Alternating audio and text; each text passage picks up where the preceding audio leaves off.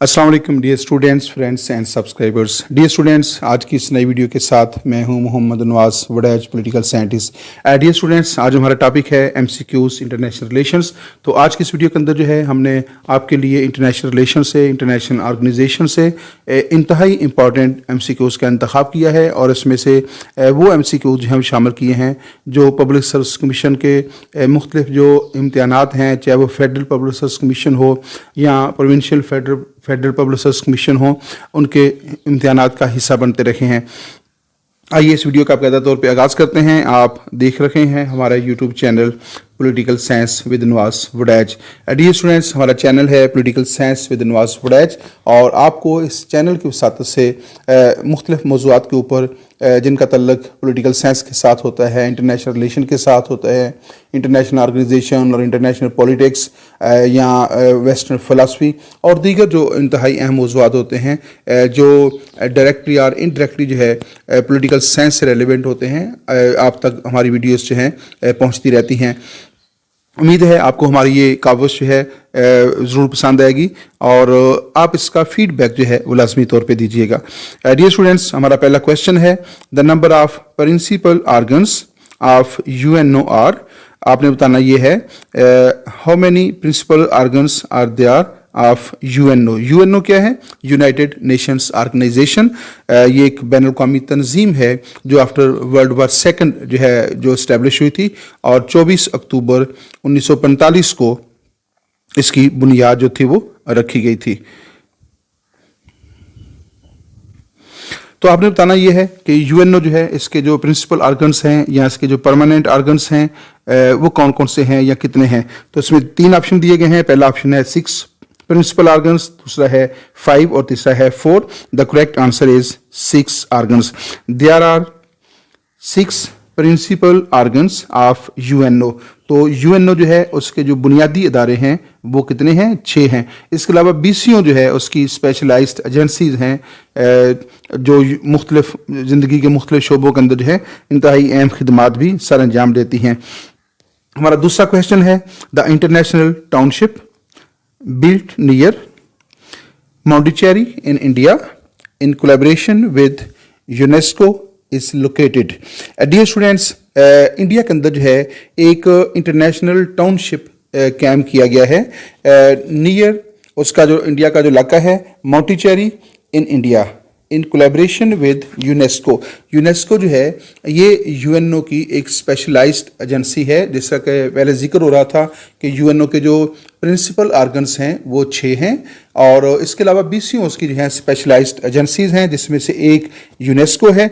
तो आपने बताना ये है कि UNO की जो स्पेशलाइज्ड एजेंसी है यूनेस्को जो है उसके ताबन से जो है इंडिया में कौन सा इंटरनेशनल टाउनशिप कैंप किया गया है। इंटरनेशनल टाउनशिप इंडिया में कौन सा कैंप किया गया? उसमें 3 ऑप्शन दिए गए हैं। उसमें है एल्बा वैली, दूसरा है आरो वैली और तीसरा है ब्रॉड वैली। 3 ऑप्शन इसमें दिए गए हैं। डियर स्टूडेंट्स, आपने बताना ये है कि इंडिया में जो है यूनेस्को के तावन से, जो कि UNO की स्पेशलाइज्ड एजेंसी है, उसके तावन से कौन सा इंटरनेशनल टाउनशिप कैंप किया गया है, तामीर किया गया है। एल्बा वैली उसका नाम है, आरो वैली या फिर ब्रॉड वैली। तो उसका डियर स्टूडेंट दुरुस्त जवाब है आरो वैली। आरो वैली जो है ये इंटरनेशनल टाउनशिप है जो कि इंडिया के अंदर कैंप किया गया है और यूनेस्को जो UNO का एक स्पेशलाइज्ड एजेंसी है UNO की, उसके तावन से जो है कैंप किया गया है। The international township built near Pondicherry in India in collaboration with UNESCO is called Aro Valley। Next question की तरफ चलते हैं। डियर स्टूडेंट्स, ये इंपॉर्टेंट क्वेश्चन था। नेक्स्ट क्वेश्चन की तरफ चलते हैं। हमारे पास तीसरा क्वेश्चन है the headquarters of international atomic energy agency is located in Vienna, Washington, Paris. तो आपने बताना ये है कि इंटरनेशनल एटॉमिक एनर्जी एजेंसी जो है उसका हेडक्वार्टर कहाँ पे है? तो उसका दुरुस्त जवाब है Vienna. The headquarter of international atomic energy agency is located in Vienna. तो इंटरनेशनल एटॉमिक एनर्जी एजेंसी का हेडक्वार्टर जो है वो वियना में कैंप किया गया है। हमारे पास नेक्स्ट क्वेश्चन है Woodrow Wilson was proponent of realism, constructivism और आइडियलिज्म। इंटरनेशनल रिलेशन की दो बेसिक थेरीज हैं, एक रियलिज्म है और दूसरी जो है वो उसकी बेसिक थेरी जो है वो आइडियलिज्म कहलाती है। आपने बताना ये है कि वुडरो विल्सन जो कि अमेरिकन प्रेसिडेंट था और अमेरिकन प्रेसिडेंट होने के हवाले से जो है उसने पहली जंग अज़ीम के ख़िताम के ऊपर जो है 14 पॉइंट्स ऑफ पीस पेश किए थे। दुनिया में अमन के 14 नुकात उसने पेश किए थे और उन्हीं की बुनियाद के ऊपर जो है पहली जंग अज़ीम का ख़ात्मा हुआ। उन्हीं की बुनियाद के ऊपर जो है लीग ऑफ नेशन कैम हुई और उन्हीं की बुनियाद पे ट्रीटी ऑफ वर्सेल्स, जिसको पीस ट्रीटी भी कहा जाता है, कैम हुआ था। तो आपने बताना है कि जो वुडरो विल्सन है नज़रियाती तौर से जो है वो किस स्कूल ऑफ थॉट से तल्लुक़ रखता था। या Woodrow Wilson was proponent of realism. तो इसका दुरुस्त जवाब है dear students, idealism. Woodrow Wilson was proponent of idealism. Idealism जो है वो थेरी है कि जो दुनिया के मसाइल को रियासतों के दरमियान जो तनाज़ात पैदा होते हैं, क्लैश ऑफ इंटरेस्ट पैदा होता है, तो जो आइडियलिज्म है या आइडियलिस्ट स्कूल ऑफ थॉट जो है वो चाहता ये है कि रियासतों के दरमियान पैदा होने वाले जो तनाज़ात हैं, जो कन्फ्लिक्ट है, क्लैश ऑफ इंटरेस्ट है, उसको पीसफुली हल किया जाए इंटरनेशनल लॉ की मदद से, इंटरनेशनल ऑर्गेनाइजेशंस की मदद से और कोलैबोरेशन की मदद से जो है उस कन्फ्लिक्ट को सॉल्व किया जाए। तो ये जो लोग इस स्कूल ऑफ थॉट से तल्लुक़ रखते हैं उनको जो है वो आइडियलिस्ट कहा जाता है इंटरनेशनल रिलेशन के मुताबिक। और जो लोग रियासतों के दरमियान पैदा होने वाले तनाज़ात को जंग के ज़रिए, पावर पॉलिटिक्स के ज़रिए, तसादम के ज़रिए हल करना चाहते हैं, वो जो है वो रियलिस्ट कहलाते हैं। आइए नेक्स्ट क्वेश्चन की तरफ चलते हैं। हमारे पास नेक्स्ट क्वेश्चन है, रियलिज्म प्राइमरीली बिलीव्स इन। जो रियलिज्म है, अभी मैं आपको बता रहा था कि रियलिज्म किस चीज़ के ऊपर बिलीव करता है। War and power politics, trade and cooperation, cold वार। तो रियलिज्म जो है उसका दूसरा ऑप्शन, इसमें पहला ऑप्शन है realism believes primarily believes in war and power politics। Realism जो है वो दरअसल ताकत के जरिए जो है रियासतों के दरमियान पैदा होने वाले तनाज़ात को हल करना चाहता है, या रियासत के जो इंटरेस्ट हैं, किसी भी स्टेट के जो इंटरेस्ट होते हैं, जो मफादात होते हैं, जहाँ उसकी जो पॉलिसीज़ होती हैं, उनको वो ताकत के ज़रिए और ताकत के जंग के ज़रिए जो है उनको सेव करने का जो है वो फ़लसफ़ा पेश करता है। तो realism primarily believes in war and power politics. तो रियलिज्म जो है पावर पॉलिटिक्स के ऊपर बिलीव करता है, वार के ऊपर बिलीव करता है, तसादम को पसंद करता है और ताकत के ज़ोर पे जो है रियासत के जो इंटरेस्ट हैं उनको महफूज बनाने की कोशिश करता है। आइए नेक्स्ट क्वेश्चन की तरफ चलते हैं। हमारे पास नेक्स्ट क्वेश्चन है, idealism primarily believes in war and conflict, dialogue and cooperation, cold war. Dear students, जो आइडियलिज्म है वो बिलीव करता है डायलॉग एंड कोऑपरेशन के ऊपर। तो जो आइडियलिज्म है वो बिलीव करता है डायलॉग के ऊपर, यानी रियासतों के दरमियान जो तनाज़ात पैदा होते हैं उनको डायलॉग के ज़रिए जो है वो हासिल किया जाए, उनको कोऑपरेशन के ज़रिए, इंटरनेशनल लॉ की मदद से, इंटरनेशनल मोरालिटी की मदद से और इंटरनेशनल जो ऑर्गेनाइजेशंस हैं उनके प्लेटफॉर्म से वो रियासतों के दरमियान पैदा होने वाले कन्फ्लिक्ट को सॉल्व करना चाहता है। तो जो स्कूल ऑफ थॉट जो है अमन पसंद है, वो डायलॉग और कोऑपरेशन को जो है वो प्रमोट करता है। International law, international organisation, international morality, इसको जो प्रमोट करता है और इसके ज़रिए जो है रियासतों के दरमियान तनाज़ात को हल करने की कोशिश करता है, पीसफुली जो है तनाज़ात को हल करने की कोशिश करता है, वो स्कूल ऑफ थॉट जो है वो आइडियलिस्ट स्कूल ऑफ थॉट कहलाता है। और जो ताकत के ज़ोर पे जो है रियासतों के दरमियान पैदा होने वाले तनाज़ात को हल करने की कोशिश करता है, उसको रियलिस्ट स्कूल ऑफ थॉट कहा जाता है। तो अभी एक क्वेश्चन हमने पहले देखा था कि वुडरो विल्सन जो है, वुडरो विल्सन बेसिकली जो है वो आइडियलिस्ट स्कूल ऑफ थॉट से तल्लुक़ रखता है, क्योंकि वो दुनिया के अंदर तनाज़ात को बैनुल-अक़वामी तंजीमों की मदद से और बैनुल-अक़वामी जो कवानीन हैं और जो मोरालिटी है उसकी मदद से हल करने का हामी था। इसलिए वुडरो विल्सन का शुमार जो है वो आइडियलिस्ट स्कूल ऑफ थॉट के साथ होता है। और जो इंडियन पॉलिटिशियन थे और फिलासफर भी थे, महात्मा गांधी जो हैं, उसका शुमार भी जो है वो आइडियलिस्ट स्कूल ऑफ थॉट से होता है, क्योंकि महात्मा गांधी जो हैं वो भी बुनियादी तौर पे जो है वो अदम तशद्दुद का हामी था, इसलिए उसका शुमार भी आइडियलिस्ट स्कूल ऑफ थॉट में होता है। आइए नेक्स्ट क्वेश्चन की तरफ चलते हैं। हमारे पास नेक्स्ट क्वेश्चन है, whose name is associated with realism theory. नीचे कुछ लोगों के नाम लिखे हुए हैं, जैसे कार्ल मार्क्स है, हैंस मार्गन थ्यू है और वुडरो विल्सन है। आपने बताना यह है कि इन तीनों में से कौन सा नाम जो है वो that is associated with realism theory या realist school of thought. The correct answer is Hans Morgenthau. तो मार्गन थ्यू जो है उसका शुमार रियलिस्ट स्कूल ऑफ थॉट के साथ होता है। मार्गन तीसरा, वुडरो विल्सन आइडियलिज्म के ऊपर बिलीव करता है, उसका तल्लक आइडियलिज्म के साथ है, और मार्गन थ्यू जो है उसका तल्लक जो है वो रियल स्कूल ऑफ थॉट के साथ है, और वो पावर पॉलिटिक्स के ऊपर जो है वो बिलीव करता है।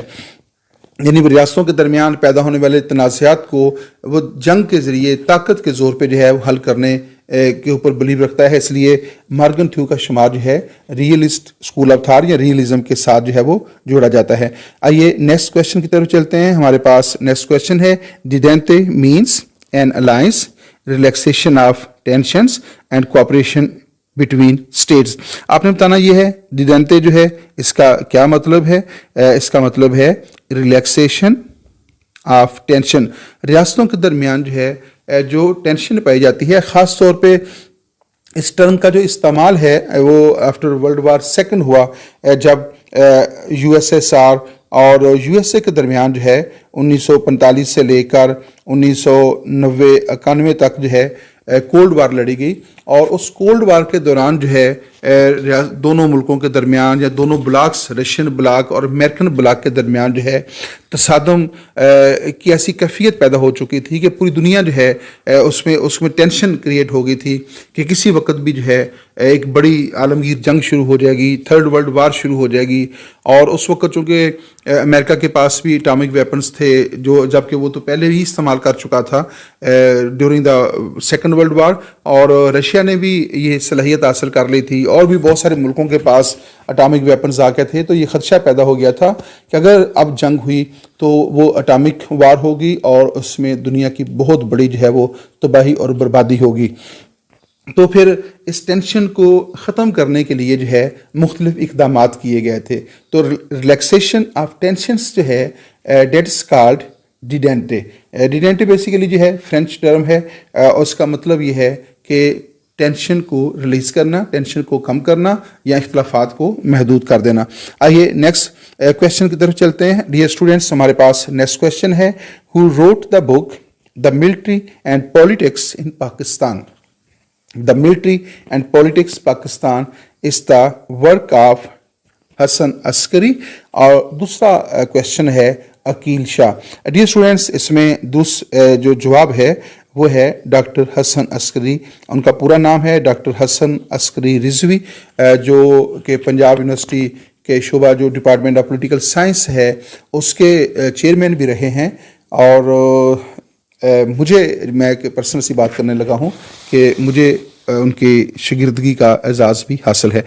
तो who wrote the book the military and politics in Pakistan, the correct answer is Hasan Askari Rizvi. Doctor Hasan Askari Rizvi जो है, अल्लाह ताला उनको सेहत व सलामती अता फरमाए और उनको सेहत व सलामती वाली उम्र दराज अता फरमाए, आसानियाँ अता फरमाए। हम उनके लिए हम वक्त जो है दुआगो होते हैं, हमारे बड़े काबिल एहतराम मोहतरम उस्ताद हैं। आइए नेक्स्ट क्वेश्चन की तरफ चलते हैं। Ukraine shares its border with how many European union member states. Question है कि जो यूक्रेन है और आजकल रशिया के साथ उसका एक कन्फ्लिक्ट चल रहा है, बल्कि बाकायदा तौर पे एक वार चल रही है। आपने बताना ये है कि यूक्रेन की कितने यूरोपियन उन मुल्कों के साथ सरहदें मिलती हैं जो कि यूरोपियन यूनियन का हिस्सा हैं। यूरोपियन यूनियन में शामिल कितने मुल्कों के साथ यूक्रेन की सरहदें मिलती हैं। उसमें 3 ऑप्शन दिए गए हैं, 4, 5 and 6। The correct answer is 4। Ukraine shares its border with how many European union member states. The correct answer is 4 states of European union जो है, यूरोपियन यूनियन की 4 रियासतों के साथ यूक्रेन का बॉर्डर मिलता है। आइए नेक्स्ट क्वेश्चन की तरफ चलते हैं। हमारे पास नेक्स्ट क्वेश्चन है, how many countries are the members of NATO. NATO क्या है? North Atlantic Treaty Organisation. और नेटो जो है ये एक किस्म की फौजी और दफाई तंजीम है। जी स्टूडेंट, नेटो एक फौजी तंजीम है और इसका क़याम जो है अप्रैल 4 1949 को जो है ये अमल में आया था और अमेरिका की सरपरस्ती में जो है इसका क़याम अमल में लाया गया था। तो बहुत दुनिया की बहुत मशहूर जो है, बहुत एक्टिव जो है वो ये एक बैन अवी तंजीम है। How many countries are the members of NATO. NATO क्या है? नॉर्थ अटलांटिक ट्रीटी ऑर्गेनाइजेशन, और ये एक प्योर फौजी और दफाई तंजीम है। इसके इस वक्त यानी रिसेंटली जो है इसके कितने मेंबर्स हैं? 20, 24 और 30। The correct answer is 30। इस वक्त नेटो जो है वो 30 मेंबर्स पर मुश्तमिल है। नेटो के जो मेंबर्स मुल्क हैं उनकी कुल तादाद है 30। How many countries are the members of NATO. The correct answer is 30। Dear students, हमारे पास नेक्स्ट क्वेश्चन है, who is the last member of NATO.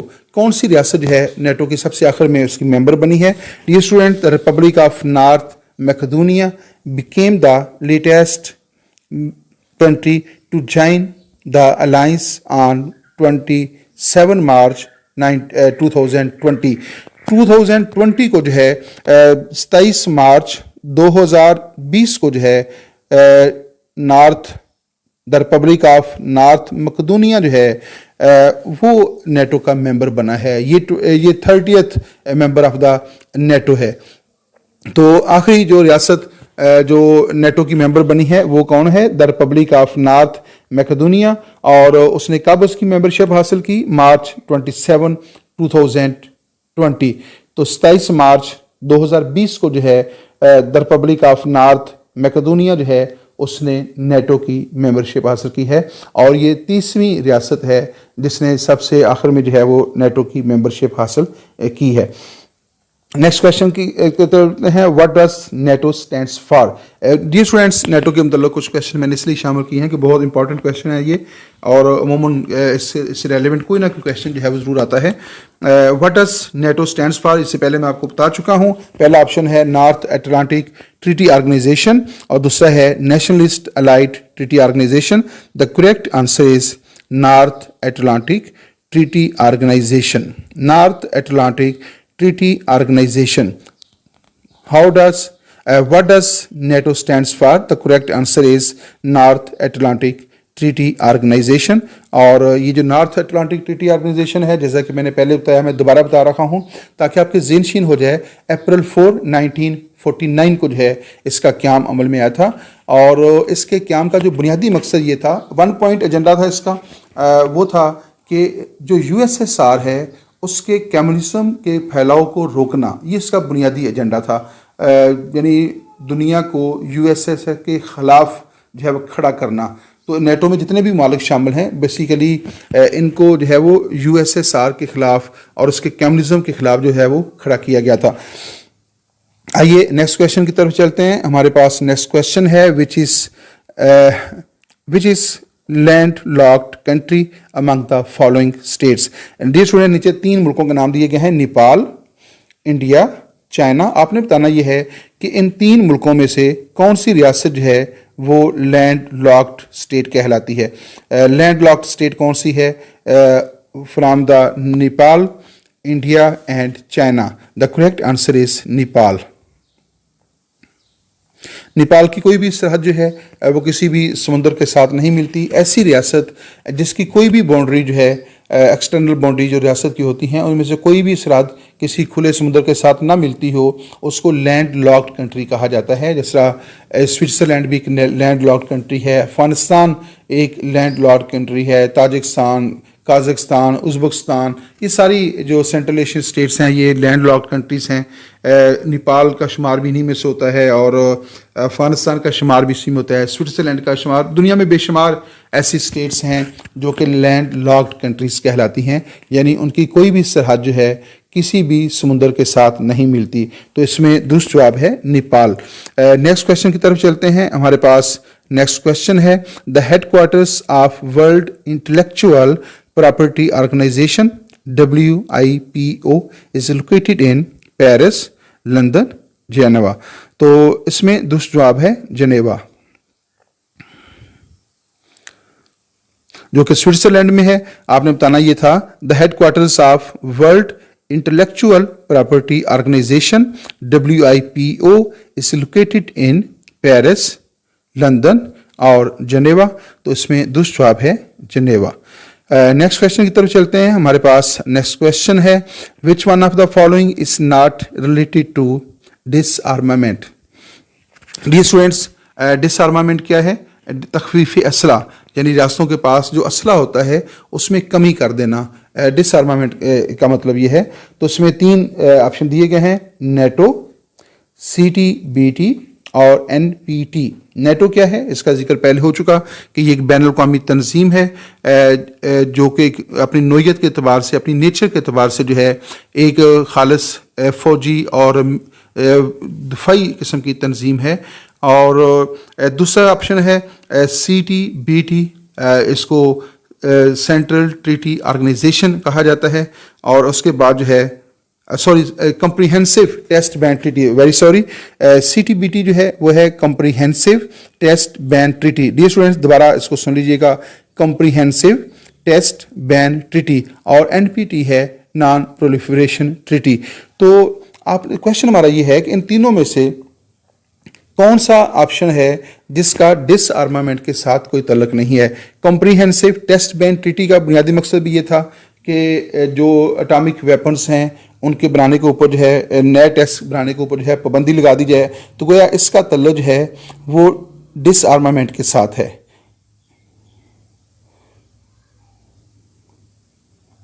Ji dear students, तो NPT जो है इसका तल्लुक किसके साथ है? डिसआर्मामेंट के साथ है। NPT नॉन प्रोलिफरेशन ट्रीटी, इसका तल्लुक भी डिसआर्मामेंट के साथ था।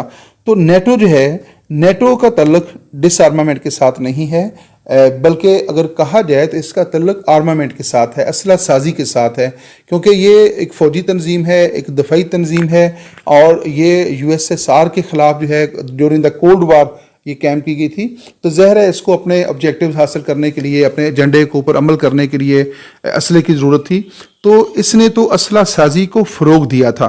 जबकि दीगर जो तंजीमें हैं जैसा CTBT है, कॉम्प्रिहेंसिव टेस्ट बैन ट्रीटी है, और NPT है नॉन प्रोलिफरेशन ट्रीटी जो है, तो ये वो तंजीमें हैं जिनका मकसद ये था कि दुनिया में जो एटॉमिक वेपन्स हैं उनमें कमी की जाए और नए वेपन्स बनाने के ऊपर पाबंदियाँ लगाई जाएँ।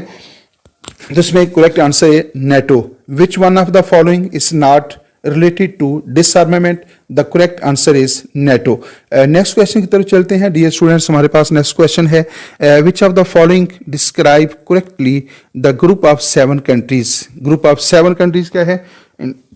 Industrialized countries, developing countries, atomic countries।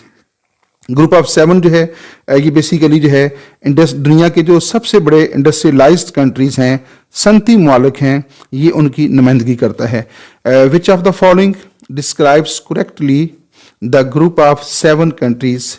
G7। तो the correct answer is industrialised country. जो ग्रुप ऑफ 7 है ये दुनिया के उन मुमालिक पर मुश्तमिल है जो सनती एतबार से दुनिया में सबसे ज़्यादा तरक्की याफ्ता हैं। नेक्स्ट क्वेश्चन की तरफ चलते हैं। हमारे पास नेक्स्ट क्वेश्चन, यहाँ पे डियर स्टूडेंट्स इस वीडियो का इख्तिताम होता है। एक मुख्तसर सी वीडियो थी, आई थिंक इसमें 16-17 क्वेश्चन के करीब इसमें क्वेश्चन शामिल किए गए थे, ज़्यादा लंबी वीडियो नहीं है। उम्मीद है आपको ये हमारी एक मुख्तसर सी कावश जो है वो ज़रूर पसंद आएगी। डियर स्टूडेंट्स, फिर यही आपसे रिक्वेस्ट है कि आप फीडबैक ज़रूर दिया करें। आपका फीडबैक जो होता है वो हमारे लिए जो है वो बड़ा रहनुमाई हमारी भी करता है और हमें पहले से बेहतर काम करने के लिए जो है वो तैयार करता है। और अगर हमारे काम के अंदर कोई गलती और कोताही हो तो उसकी भी ज़रूर निशानदेही किया करें, ताकि आइंदा जो है हम एहतियात किया करें और वो चीज़ें हम आपके लिए लेकर आएँ जो आपके लिए वाकई ही फ़ायदेमंद हों। हमारी ये कोशिश जो है इसका बुनियादी मकसद ये है कि हम जो कुछ हम जानते हैं, जो कुछ थोड़ा बहुत हमारे पास है, हम उसको आप तक पहुँचाएँ और हुसूल इल्म के जिस सफ़र के ऊपर आप निकले हुए हैं उसमें हम अपना हिस्सा ज़रूर डालें कि हम आपके लिए क्या कर सकते हैं।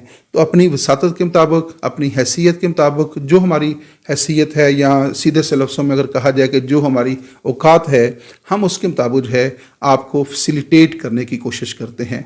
इसका बुनियादी मकसद ये है कि आप जिस अहम काम के लिए निकले हुए हैं, हुसूल इल्म के जिस अजीम सफ़र के ऊपर आप निकले हुए हैं, उस सफ़र में आपके लिए जो हम थोड़ी बहुत आसानी पैदा कर सकते हैं, हम वो आपके लिए आसानी पैदा करना चाहते हैं। यही हमारा मकसद है। आपसे भी यही दरख्वास्त है कि लोगों के लिए जहाँ तक आपकी हैसियत है, आप लोगों के लिए आसानियाँ पैदा करें। अल्लाह ताला आपको भी आसानियाँ अता फरमाए और अल्लाह ताला आपको आसानियाँ तकसीम करने की तौफीक अता फरमाए। इन अल्फाज के साथ इजाज़त दीजिएगा। अल्लाह हाफिज़।